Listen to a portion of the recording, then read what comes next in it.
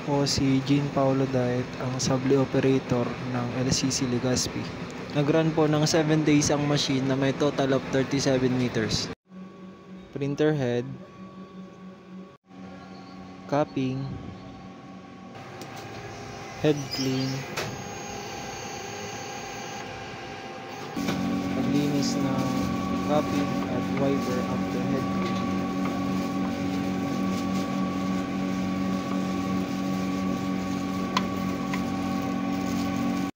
Nozzle check.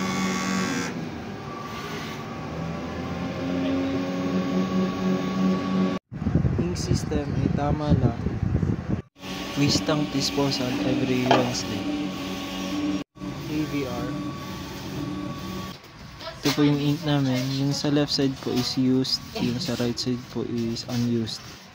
Ito naman po yung sub-roll namin.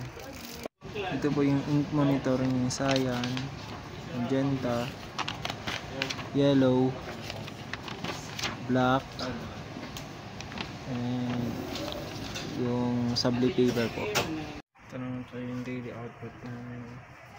Ito po yung check piece namin.